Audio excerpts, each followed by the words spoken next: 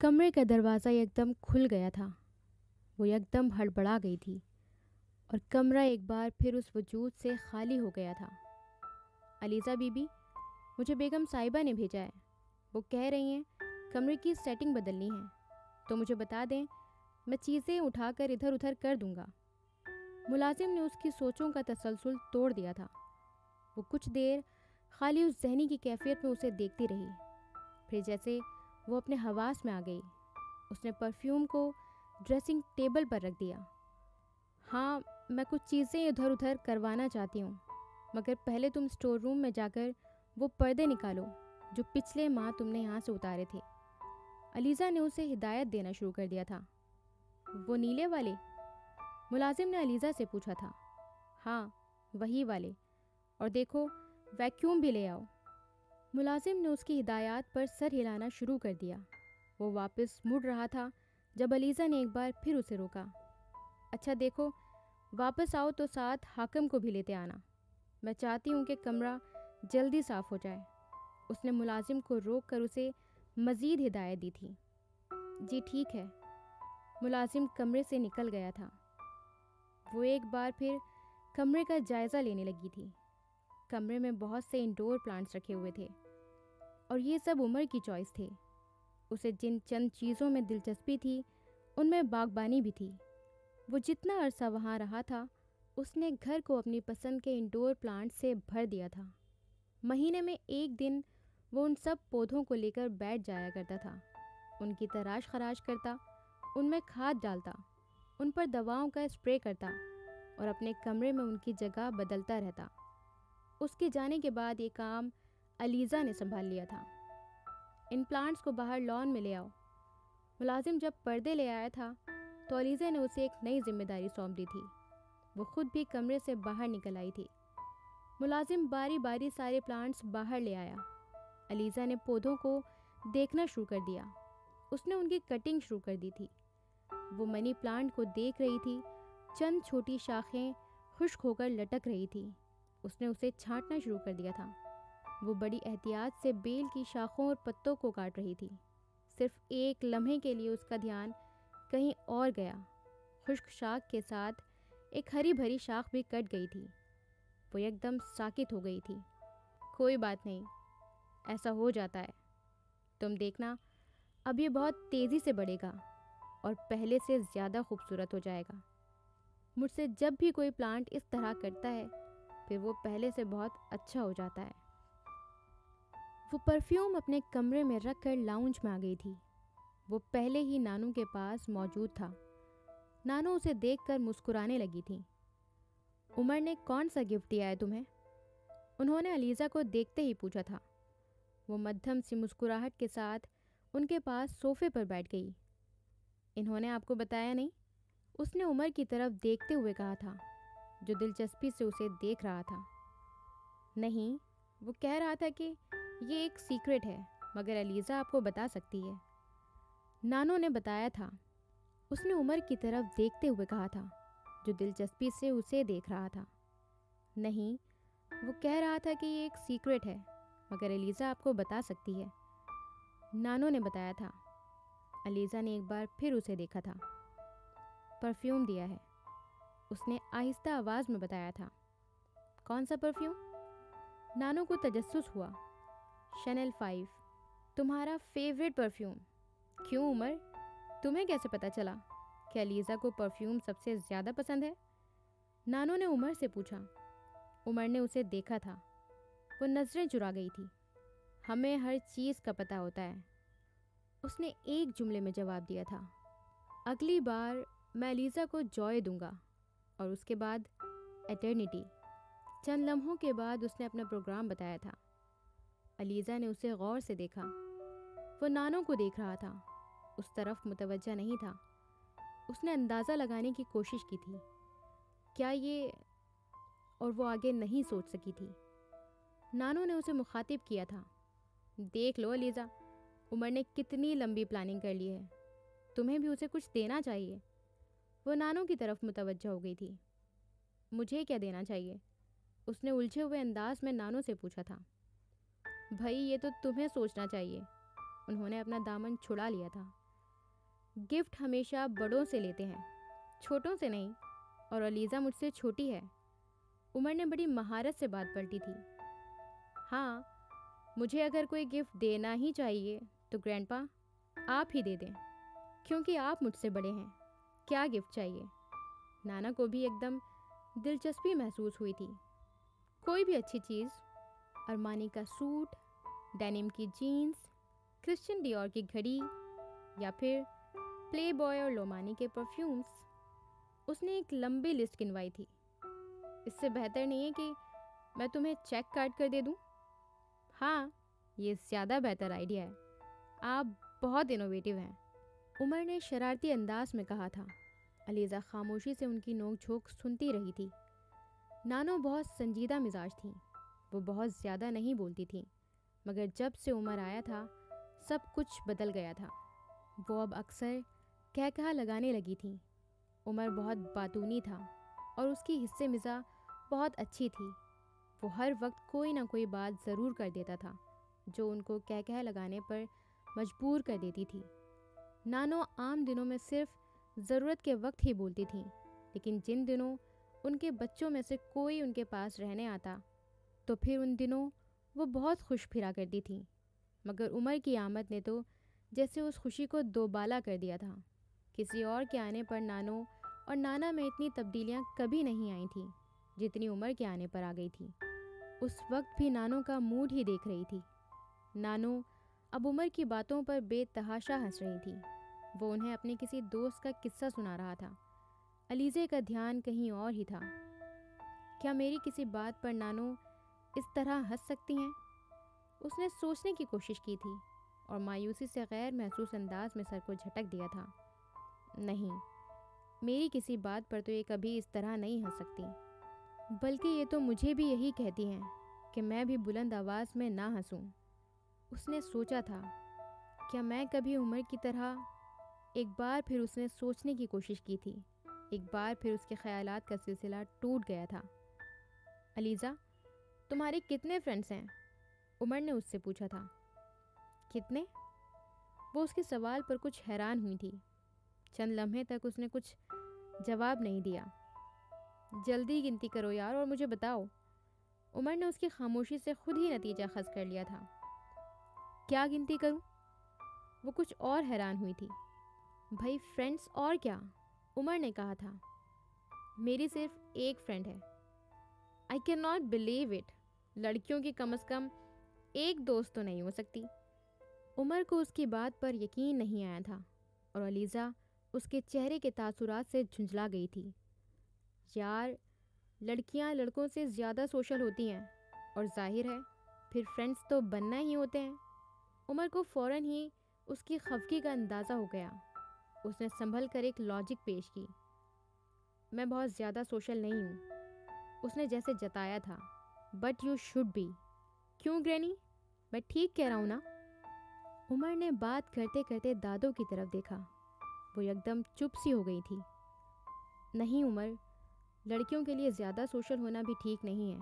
आजकल पता ही नहीं होता दूसरे लोग किस तरह के हों। नानू ने कुछ मोहतात होकर तौजी पेश की। What do you mean? वो कुछ हैरान हो गया था। What do you mean? वो कुछ हैरान हो गया था। कुछ नहीं, बस वैसे ही। असल में अलीज़ा को ज़्यादा लोगों में मिक्सअप होना अच्छा नहीं लगता। नानो ने बात कुछ बदलने की कोशिश की थी।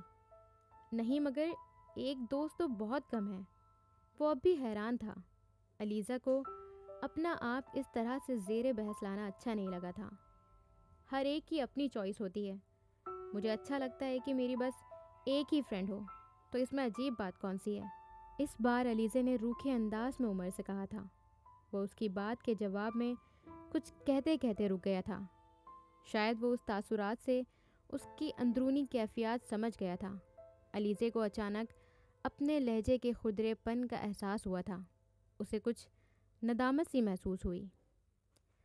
अभी अभी उसने मुझे इतना कीमती परफ्यूम दिया है और मैं फिर भी उसके साथ इस तरह कर रही हूँ। उसने जैसे अपने आप को याद दहानी करवाने की कोशिश की थी। मेरी फ्रेंड बहुत अच्छी है। वो स्कूल से मेरी फ्रेंड है। उसके अलावा और कोई मुझे अच्छा नहीं लगा।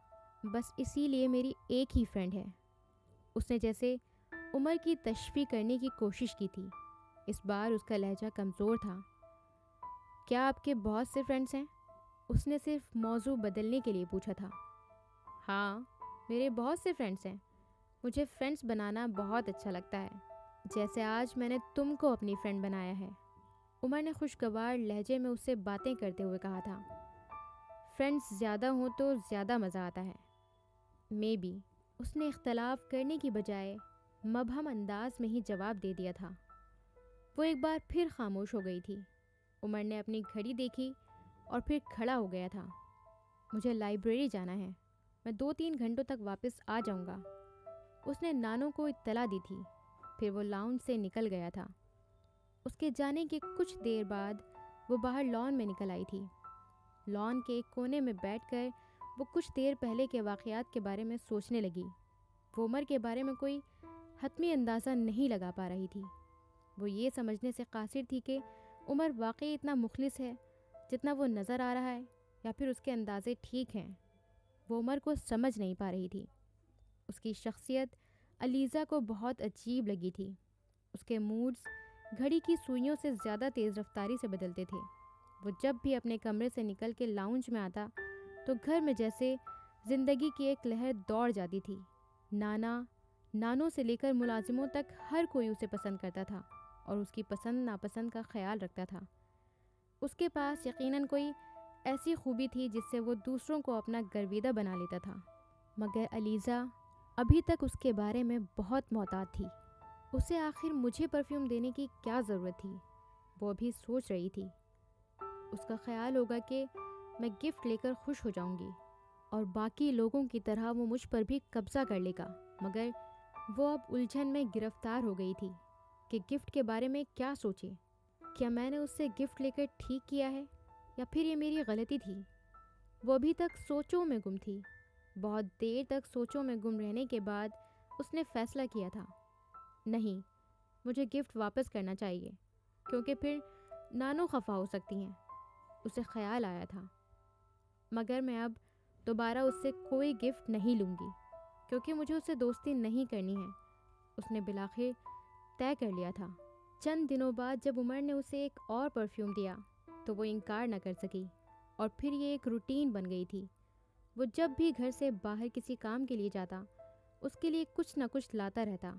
بعض دفعہ یہ بڑی معمولی چیزیں ہوتی، مثلاً آئس کریم کا ایک کپ، ایک بھٹا، چوئنگم کا ایک پیکٹ، کبھی لیٹر پیڈ، کبھی ناول۔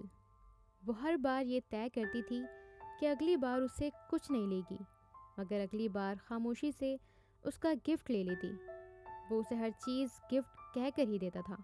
علیزہ، میں تمہارے لیے ایک گفٹ لایا ہوں۔ آئی سویئر، ایسا گفٹ تمہیں پہلے کبھی کسی نے نہیں دیا ہوگا، بلکہ تمہیں کیا، کسی نے بھی کسی کو نہیں دیا ہوگا۔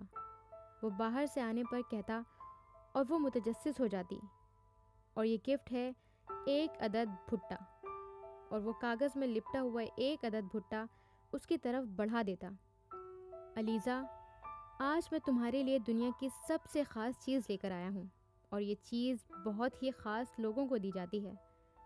اگلی بار اس کے الفاظ کچھ اور ہوتے۔ علیزہ ایک بار پھر دلچسپی لینے پر مجبور ہو جاتی۔ وہ اپنی جیب میں ہاتھ ڈالتا اور کٹ کیٹ کا ایک پیکٹ اسے تھما دیتا۔ آج میں تمہیں دنیا کی سب سے خطرناک اور پر اثر چیز دوں گا۔ علیزہ ایک بار پھر اندازے لگانے میں مصروف ہو جاتی۔ وہ 25-30 روپے کا ایک بال پوائنٹ اسے ایک مسکراہٹ کے سامنے پیش کر دیتا۔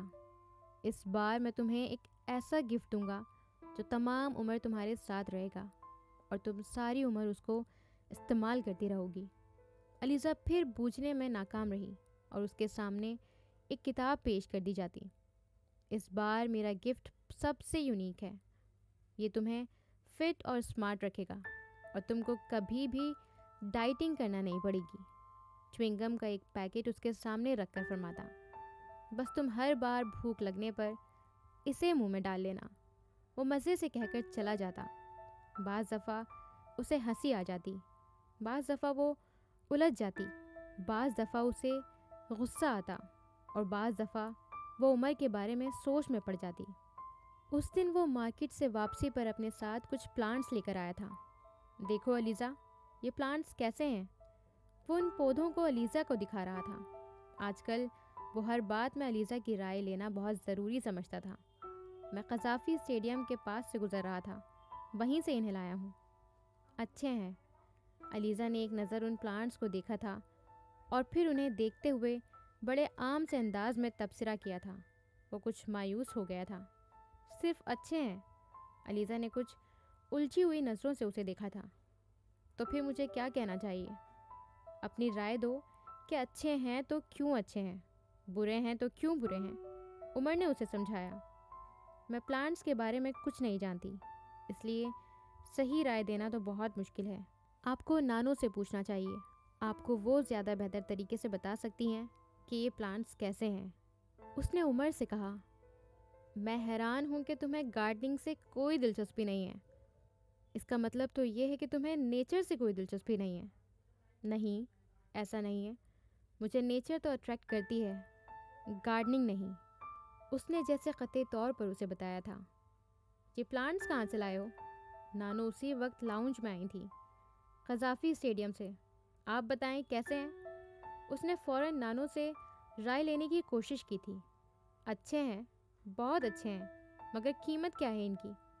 نانو نے فوراً تعریف کی تھی، مگر ساتھ ہی سوال بھی داغ دیا تھا۔ عمر نے انڈور پلانٹس کی قیمت بتائی تھی۔ تمہیں زیادہ مہنگے دے دیے ان لوگوں نے۔ ان کو پتہ چل گیا ہوگا کہ تم بہت دیر کے بعد یہاں آئے ہو، اسی لیے انہوں نے تم سے دوگنی قیمت وصول کی ہے۔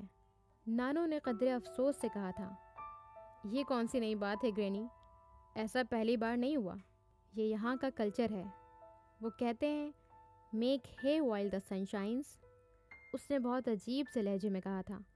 علیزہ نے کچھ چونک کر اسے دیکھا۔ وہ اب بھی بول رہا تھا، یہاں سب کچھ بہت خراب ہے۔ جو 100 روپے کا کرپشن کر سکتا ہے وہ 100 روپے کی کرپشن کرتا ہے، اور جو 2 روپے کی کرپشن کر سکتا ہے وہ 2 روپے کی کرپشن کرتا ہے۔ لیکن ان سب چیزوں سے آپ بہت کچھ سیکھتے ہیں۔ 1 روپے کی چیز 10 میں خرید کر کم از کم یہ تو پتہ چل جاتا ہے کہ دوسرا اپنے فائدے کے لیے کسی حد تک جا سکتا ہے۔ وہ پہلی بار اس طرح باتیں کر رہا تھا، ورنہ پہلے علیزہ نے ہمیشہ اسے صرف ٹوٹی سڑکوں اور ٹریفک جام کے بارے میں بولتے سنا تھا۔ تم جوائن کرو گے نا سول سروس، تو پھر تم چینج لانا ان چیزوں میں جن پر تمہیں اعتراض ہے، نانو نے اس سے کہا تھا۔ وہ یک دم کھلکھلا کر ہنسنے لگا۔ آپ بھی بہت عجیب باتیں کرتی ہیں گرینی۔ آپ کا کیا خیال ہے کہ میں سول سروس یہ سب ٹھیک کرنے کے لیے جوائن کر رہا ہوں؟ مجھے سوشل ورک کا کوئی شوق نہیں ہے، اور ویسے بھی ایک آدمی کوئی تبدیلی نہیں لا سکتا۔ میں بدلنا چاہوں بھی تو نہیں بدل سکتا۔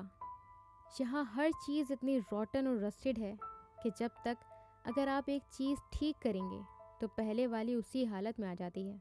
ویسے گرینی، آپ نے کبھی اپنے بیٹوں کو کیوں نہیں کہا؟ آپ کے تو سارے بیٹے سول سروس میں ہیں۔ میری جنریشن کے لیے ریفارم کرنا خاصا مشکل کام ہے، مگر مجھ سے پہلے کی جنریشن یہ کام آسانی سے کر سکتی تھی۔ تب لوگ اتنے بگڑے ہوئے نہیں تھے، انہیں کنٹرول کرنا بہت آسان تھا۔ وہ اب سنجیدہ ہو گیا تھا۔ جب تمہارے پاپا اور انکلز نے سول سروس جوائن کی تھی تو میں نے انہیں بھی بہت سی نصیحتیں کی تھیں۔ صرف میں نے ہی نہیں بلکہ تمہارے دادا نے بھی۔ میں آج تک حیران ہوں کہ وہ چاروں ان ساری نصیحتوں کو کیسے بھول گئے۔ مجھے نہیں پتا ان چاروں کو زندگی میں کیا چاہیے تھا۔ میں نے اور معاذ نے انہیں دنیا کی ہر چیز دی تھی۔ ہمارے پاس وہ سب کچھ تھا جو ایک خوشحال زندگی گزارنے کے لیے کافی تھا۔ میرا خیال تھا کہ ان چاروں کو ان چیزوں کے پیچھے بھاگنے کی ضرورت نہیں ہے، مگر میرا خیال غلط تھا۔ ان چاروں کو اپنی زندگی میں ہر چیز ایک کی تعداد میں نہیں بلکہ درجنوں کی تعداد میں چاہیے تھی۔ جب ذہن میں یہ سب کچھ ہو تو نصیحت الٹا اثر کرتی ہے۔ ان کے ساتھ بھی یہی ہوا ہے۔ میں نے جتنا انہیں سمجھانے کی کوشش کی، وہ عمر نے ان کی بات سنتے سنتے کاٹ دی۔ اس سے ایک بات تو ثابت ہو جاتی ہے گرینی، آپ کی باتوں میں اثر نہیں تھا، یا پھر شاید آپ کے سمجھانے کا طریقہ غلط تھا۔ وجہ جو بھی ہو، بہرحال اب تو سب کچھ جیسا ہو رہا ہے ہونے دیں۔ چیزوں کو اب بدلنا ناممکن ہے، اور ناممکن کام کرنے کے لیے جن لوگوں کی ضرورت ہوتی ہے ویسے لوگ ہماری قوم میں نہیں ہیں۔ میں تو فوراً سروس جوائن کرنے کے بعد ڈیڈی کی طرح عیش کرنا چاہتا ہوں، ویسی زندگی گزارنا چاہتا ہوں جیسی وہ گزار رہے ہیں۔ دیکھیں بات کہاں سے کہاں چلی گئی، میں آپ سے پلانٹس کے بارے میں پوچھ رہا تھا۔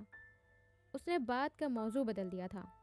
علیزہ بڑی بیزاری سے یہ ساری گفتگو سن رہی تھی۔ میں ذرا ان پلانٹس کو لگوا لوں۔ گرینی آپ چلیں گی میرے ساتھ باہر لان میں؟ اس نے دادو کو انوائٹ کیا تھا۔ نہیں بھائی، مجھے باہر نہیں جانا، کچھ کام کرنے ہیں مجھے، تم خود ہی مالی کے ساتھ جا کر یہ پلانٹس لگوا لو، نانو نے اس سے کہا۔ میں اس لیے آپ کو ساتھ لے جانا چاہتا تھا کہ آپ لان میں جگہ سلیکٹ کر لیں ان پلانٹس کے لیے، بعد میں آپ کو کوئی اعتراض نہ ہو کہ میں نے غلط جگہ پر پلانٹس کیوں لگوا دیے ہیں۔ نہیں، مالی اچھا ہے، وہ تمہیں بتا دے گا کہ یہ کہاں ٹھیک لگ رہے ہیں اور کہاں نہیں۔ تمہیں اس بارے میں فکر مند ہونے کی ضرورت نہیں تھی۔ ویسے بھی تم جہاں بھی پلانٹس لگواؤ گے مجھے برا نہیں لگے گا، کیونکہ وہ تمہارے لگوائے ہوئے پلانٹس ہوں گے۔ عمر نے نانو کی بات پر مسکرا کر انہیں دیکھا تھا۔ علیزہ نے نانو کی آنکھوں کی چمک کو کچھ اور گہرا ہوتے ہوئے دیکھا تھا۔ اسے ان دونوں کی مسکراہٹیں بری لگی تھیں۔ چلو علیزہ، ہم دونوں پلانٹس لگواتے ہیں، عمر نے کھڑے ہوتے ہوئے اسے آفر کی تھی۔ میں نے آپ کو پہلے بھی بتایا ہے کہ مجھے گارڈننگ سے کوئی دلچسپی نہیں ہے، پھر آپ مجھے ساتھ لے جا کر کیا کریں گے؟ علیزہ نے سنجیدگی سے اس سے کہا تھا۔ تم آؤ تو صحیح، دلچسپی بھی پیدا ہو ہی جائے گی، میں اسی لیے تو تمہیں ساتھ لے کر جا رہا ہوں، عمر نے بڑے حشاش بشاش لہجے میں اس سے کہا تھا۔ نہیں، میں نے آپ سے کہا۔ علیزہ نے ایک بار پھر کچھ کہنے کی کوشش کی تھی، مگر نانو نے اس کی بات کاٹ دی تھی۔ کم آن علیزہ، جب وہ بار بار تم سے کہہ رہا ہے تو اتنا نخرہ کرنے کی کیا ضرورت ہے؟ چلی جاؤ اس کے ساتھ۔ علیزہ نے نانو کے چہرے کو دیکھا تھا، وہاں ناگواری کے تاثرات نمایاں تھے۔ وہ خاموشی سے کھڑی ہو گئی۔ عمر ملازم کو پودے اٹھانے کے لیے کہہ رہا تھا۔ وہ بجھے دل کے ساتھ باہر لان میں آ گئی تھی۔ کچھ دیر بعد عمر بھی لان میں نکل آیا تھا۔ وہ بے مقصد لان میں چکر لگانے لگی تھی۔ عمر مالی کے ساتھ مل کر لان میں پودے لگوا رہا تھا۔ گاہے بگاہے وہ علیزہ سے بھی رائے لے لیتا۔ وہ ہوں ہاں میں جواب دے کر اس کے پاس سے ہٹ جاتی۔ وہ مالی سے پودے لگواتے ہوئے خاصے غور سے اس کے چکروں کو دیکھتا اور کچھ اندازہ لگانے کی کوشش کرتا رہا۔ تقریباً 1 گھنٹے میں مالی نے سارے پودے لگا دیے تھے۔ عمر نے واپس اندر جانے کے بجائے اپنے کمرے میں رکھے ہوئے انڈور پلانٹس بھی باہر ہی منگوا لیے تھے۔ علیزہ نے بیزاری سے ملازم کو انڈور پلانٹس کو باہر لاتے دیکھا۔ ان پلانٹس کی کٹنگ وغیرہ کر دیتے ہیں، پھر کل تک انہیں یہیں لان میں ہی رہنے دوں گا تاکہ انہیں کچھ روشنی وغیرہ مل جائے۔ لو علیزہ، تم بھی ان پلانٹس کو پرون کرنا شروع کر دو، کام جلدی ختم ہو جائے گا۔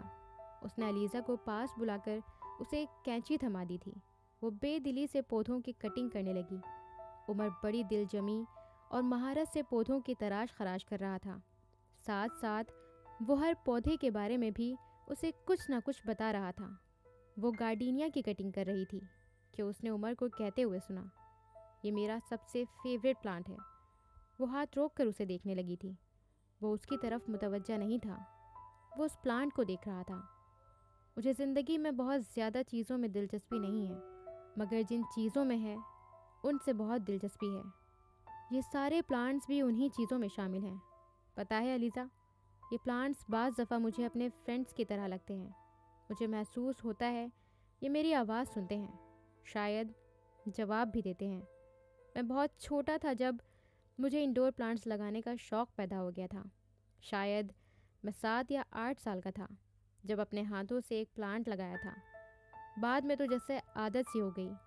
یہ کمرے میں ہوں تو مجھے ایسا لگتا ہے کمرے میں کوئی اور زندہ چیز موجود ہے جو سانس بھی لیتی ہے اور شاید میرے وجود کو بھی محسوس کر لیتی ہے۔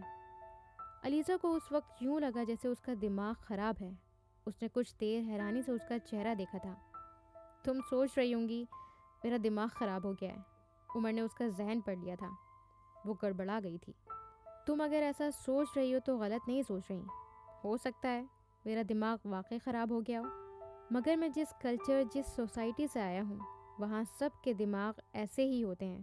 جب انسانوں سے آپ کی محبت ختم ہو جائے تو پھر چیزوں سے محبت شروع ہو جاتی ہے۔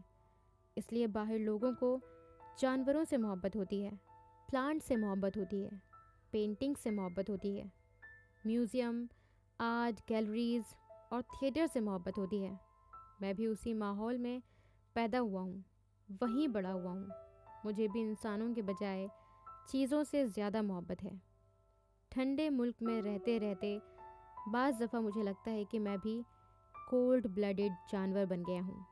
وہ بات کرتے کرتے اچانک کہکہا لگانے لگا تھا۔ ہے نا مزے کی تھیوری؟ Cold blooded animal? اس نے علیزہ سے پوچھا تھا، مگر علیزہ کو یوں محسوس ہوا کہ جیسے اس کی رائے کی کوئی ضرورت ہی نہیں تھی۔ وہ خود ہی اپنے جملے کو انجوائے کر رہا تھا۔ سنجیدہ گفتگو کرتے کرتے وہ اچانک مذاق کرنے لگا تھا۔ وہ کچھ دیر غور سے اسے دیکھتی رہی، جیسے اسے سمجھنے کی کوشش کر رہی ہو، اور عمر جہانگیر سے یہ بات چھپی نہیں رہ سکی تھی۔ وہ کچھ بولتے بولتے بات بدل گیا تھا۔ بڑی مہارت کے ساتھ اس نے سب کچھ کیموفلاج کر لیا تھا، اور یہ کام کرنے میں کوئی اس سے بہتر ہو ہی نہیں سکتا تھا۔ وائٹ کلر مجھ پر بہت اچھا لگتا ہے نا علیزہ؟ اس نے ایک دم سر اٹھا کر اس کی آنکھوں میں آنکھیں ڈال کر بڑی بے خوفی اور بے تکلفی سے پوچھا تھا، اور خاص طور پر ورساچے کی شرٹس۔ علیزہ اس کے سوال سے زیادہ مسکراہٹ سے گڑبڑائی تھی۔ ایسے سوال کی کیا تک بنتی ہے؟ اس نے عمر جہانگیر کے چہرے سے نظر ہٹاتے ہوئے کچھ جھینپ کر کہا تھا۔ مجھے کیا پتا کون سا کلر اچھا لگتا ہے؟ وہ ہاتھ سے سامنے رکھے ہوئے پلانٹس کو سنوارنے لگی تھی۔ اوہ، میں نے سوچا شاید یہ کلر بہت سوٹ کر رہا ہے، اس لیے تم اتنی دیر سے اور اتنے غور سے میرا چہرہ دیکھ رہی ہو۔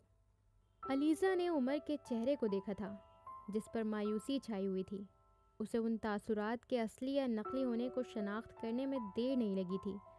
وہ اب پھر اطمینان کے ساتھ پلانٹس کے ساتھ مصروف تھا۔ مجھے کیا ضرورت ہے کہ میں آپ کو غور سے دیکھوں؟ میں آپ کو صرف دیکھ رہی تھی۔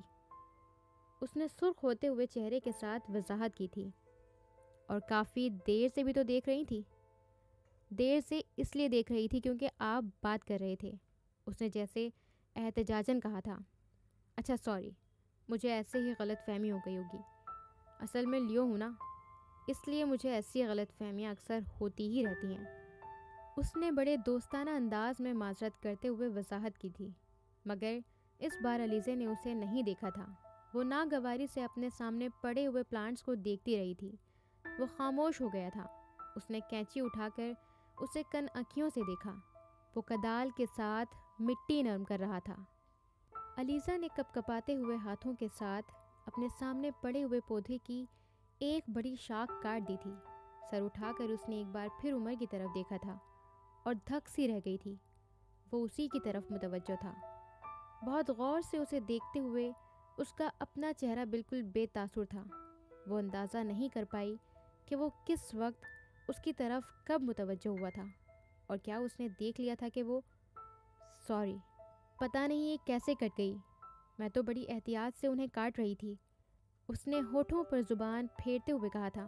اپنی بات کے جواب میں اس نے عمر جہانگیر کے چہرے پر ایک خوبصورت مسکراہٹ ابھرتے دیکھی تھی۔ کوئی بات نہیں، ایسا ہو جاتا ہے۔ تم دیکھنا، اب یہ بہت تیزی سے بڑھے گا اور پہلے سے زیادہ خوبصورت ہو جائے گا۔ مجھ سے جب بھی کوئی پلانٹ اس طرح کرتا ہے تو وہ پہلے سے بھی زیادہ اچھا ہو جاتا ہے۔ اس نے عجیب سی منطق پیش کی تھی۔ وہ اس کی اس حرکت سے بالکل متاثر نہیں ہوا تھا۔ وہ دم سادھے ہونٹ بھینچے چند لمحوں تک دیکھتی رہی۔ وہ ایک بار پھر پلانٹس کی طرف متوجہ ہو چکا تھا، پھر ایک دم وہ اٹھ کر اندر بھاگتی چلی گئی تھی۔ عمر جہانگیر نے پرسکون انداز میں سر اٹھا کر اسے بھاگتے ہوئے اندر جاتے ہوئے دیکھا تھا۔ پھر اس نے اس پودے کی کٹی ہوئی شاخ کو اٹھا لیا تھا۔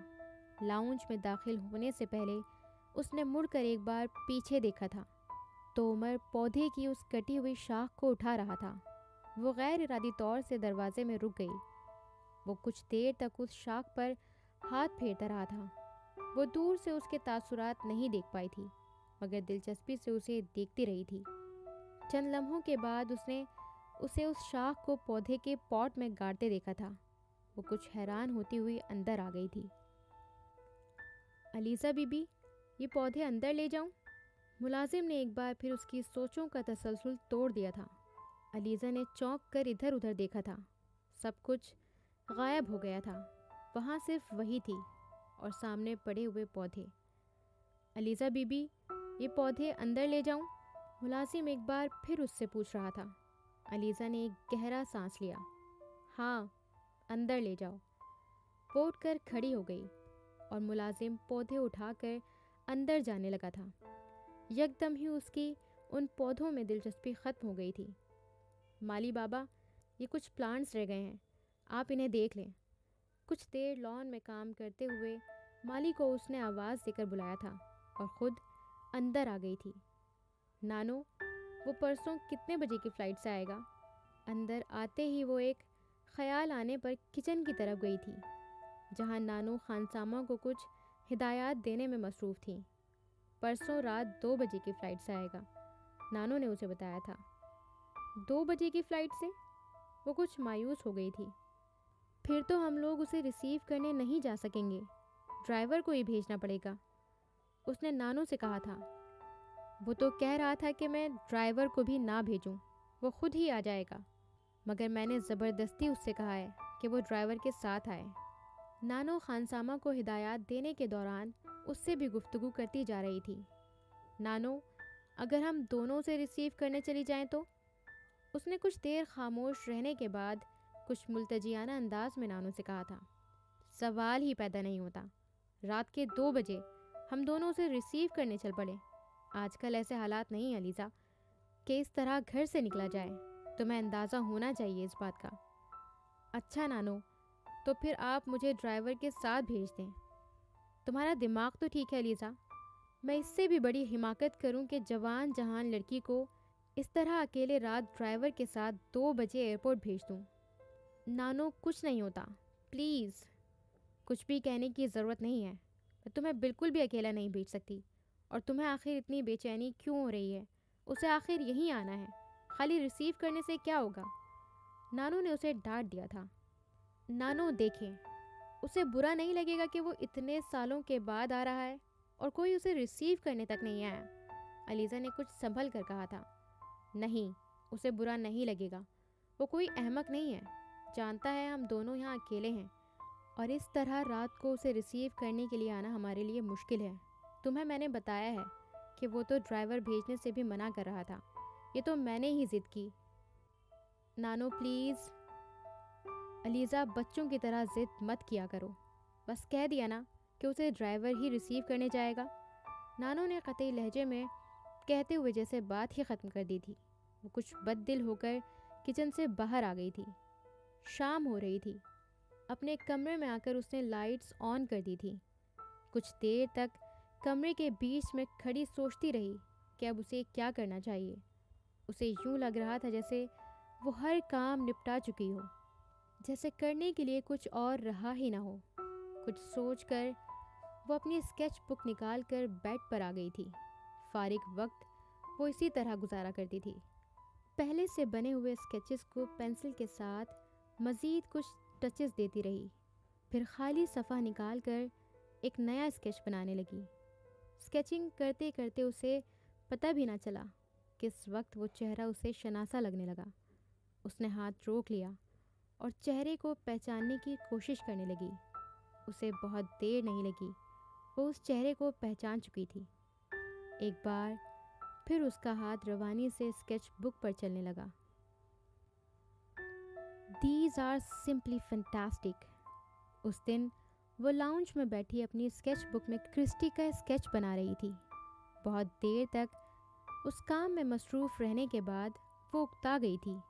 اسکیچ بک کو صوفے پہ رکھنے کے بعد وہ کچھ دیر تک کرسٹی کو سہلاتی رہی، پھر اسے ہاتھ میں لے کر کھانے کی کوئی چیز لینے کچن میں چلی گئی۔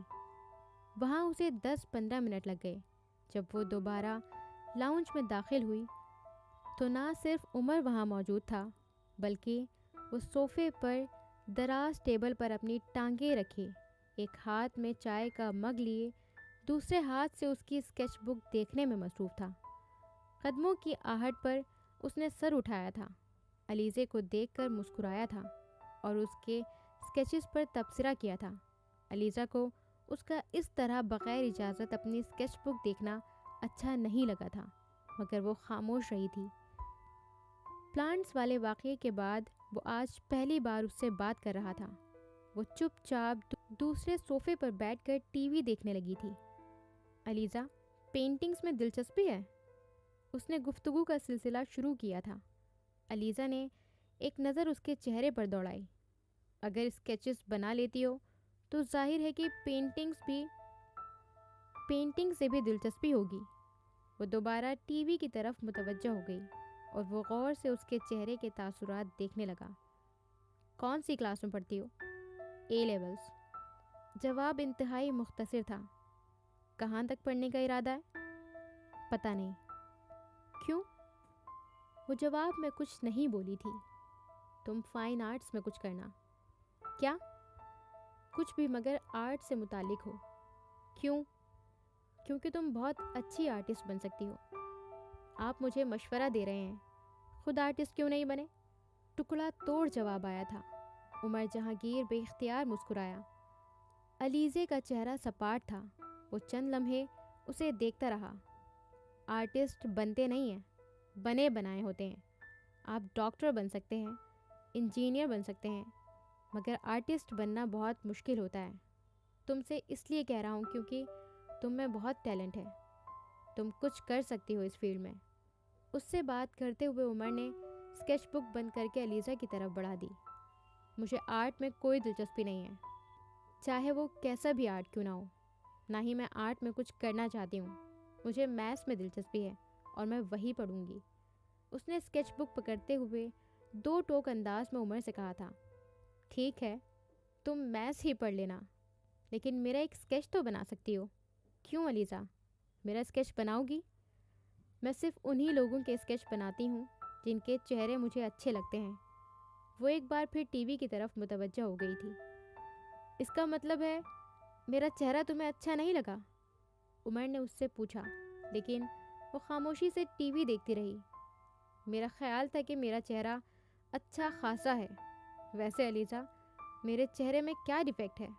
تم یہ تو بتا دو۔ عمر جیسے اس کے ساتھ گفتگو کو انجوائے کر رہا تھا۔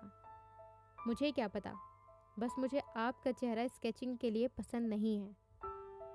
اور کرسٹی کا چہرہ پسند ہے؟ علیزہ نے کچھ ناراضگی سے اس کی طرف دیکھا تھا۔ وہ چائے کا مگ ٹیبل پر رکھ کر اٹھ رہا تھا۔ مجھے کوئی بھی چہرہ کرسٹی سے زیادہ اچھا نہیں لگتا۔ آپ اس طرح کرسٹی کی بات مت کریں۔ اس نے کچھ بگڑ کر اس سے کہا تھا۔ سوری۔ علیزہ نے اس کی معذرت پر کوئی دھیان دیے بغیر دوبارہ اپنی توجہ ٹی وی کی طرف مبذول کر لی تھی۔ وہ کچھ دیر وہاں لاؤنج میں کھڑا رہا اور پھر وہاں سے نکل گیا۔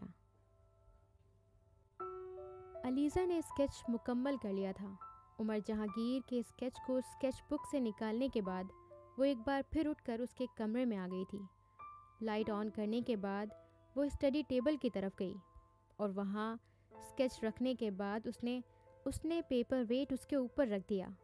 وہ جانتی تھی عمر جہانگیر کے لیے یہ ایک خوشگوار سرپرائز ہوگا۔ یہ پہلا اسکیچ نہیں تھا جو اس نے عمر جہانگیر کے لیے تیار کیا تھا۔ پچھلے کئی سالوں میں ایسے کئی اسکیچز اس نے تیار کیے تھے۔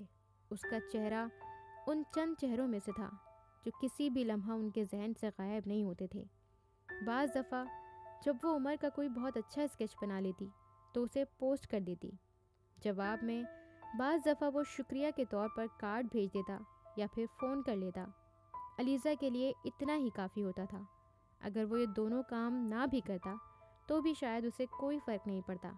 وہ کچھ دیر وہیں کھڑی اسکیچ کو دیکھتی رہی، پھر اس نے جھک کر اسکیچ کے نیچے ایک کونے میں کچھ لکھ دیا تھا۔ سیدھی ہو کر وہ مسکرائی تھی اور اس نے پین کو دوبارہ ہولڈر میں رکھ دیا تھا۔